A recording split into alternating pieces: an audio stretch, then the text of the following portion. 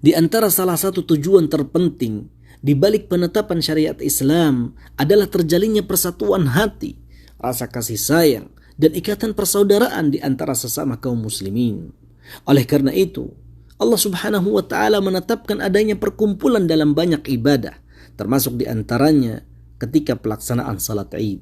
Dahulu, baginda Nabi sallallahu alaihi wasallam memerintahkan seluruh kaum muslimin untuk keluar berbondong-bondong menghadiri pelaksanaan salat Id. Bahkan beliau juga memerintahkan kaum wanita yang sedang haid untuk ikut serta menghadirinya. Beliau mengatakan hendaknya mereka, kaum wanita, ikut menyaksikan kebaikan dan doa kaum muslimin di hari ini. Di hari Idul Fitri, setiap muslim dianjurkan untuk mandi, berdandan dan berhias guna menghadiri forum perkumpulan yang sangat agung. Disunahkan juga pada Idul Fitri untuk berbuka dengan memakan beberapa butir kurma sebelum pergi ke musalla atau ke tempat salat. Dahulu Nabi sallallahu alaihi wasallam tidak keluar dari rumahnya pada hari Idul Fitri sampai beliau memakan beberapa butir kurma. Hadis riwayat Bukhari. Adapun waktu salat Id, maka dimulai dari naiknya matahari setinggi 1 tombak sampai tergelincir yang menandakan akan masuknya waktu zuhur. Dianjurkan untuk pelaksanaan salat Id agar dilakukan di tempat terbuka atau di tanah lapang, bukan di masjid.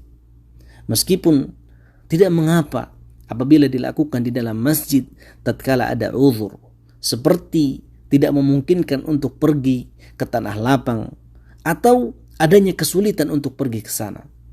Dan tidak disunnahkan untuk mengumandangkan azan ataupun iqamah untuk salat Id. Dahulu Nabi sallallahu alaihi wasallam tatkala keluar dari rumahnya pada hari Idul Fitri dan Idul Adha ke tempat salat, hal yang pertama yang beliau mulai adalah pelaksanaan salat. Hadis riwayat Bukhari. Adapun tata cara salat Id yang terdiri dari 2 rakaat. Pada rakaat pertama, seorang muslim mengucapkan takbir 6 kali setelah takbiratul ihram dan membaca doa istiftah sebelum memulai bacaan surat Al-Quran. Pada rakaat kedua, mengucapkan takbir 5 kali setelah takbiratul intiqal, yang artinya adalah takbir perpindahan dari satu gerakan ke gerakan lainnya. Di sela-sela takbir, hendaknya seseorang memuji Allah Subhanahu wa taala dengan bertasbih, bertahmid dan bertakbir. Dianjurkan untuk membaca surat Al-A'la dan Al-Ghashiyah pada 2 rakaat tersebut, atau surat Qaf dan surat Al-Qamar. Kemudian sang imam menyampaikan 2 khutbah setelah salat Id seperti khutbah Jumat, dan dianjurkan kepada para jamaah untuk tetap hadir dan mendengarkan khutbah tersebut. Disunnahkan juga kepada para jamaah agar beranjak lebih awal menuju tempat salat dengan berjalan kaki, kemudian kembali ke rumahnya setelah itu dengan melewati jalan yang berbeda dari jalan yang dia lewati pertama. Disunnahkan bagi mereka yang tertinggal tidak ikut melaksanakan salat Idul Fitri untuk mengqadanya sesuai dengan sifat dan tata caranya yang telah kita jelaskan. Saudaraku, kebahagiaan Idul Fitri tidak akan sempurna kecuali dengan menjalankan ketaatan kepada Allah Azza wa Jalla dan melaksanakan apa yang Dia perintahkan dan syariatkan.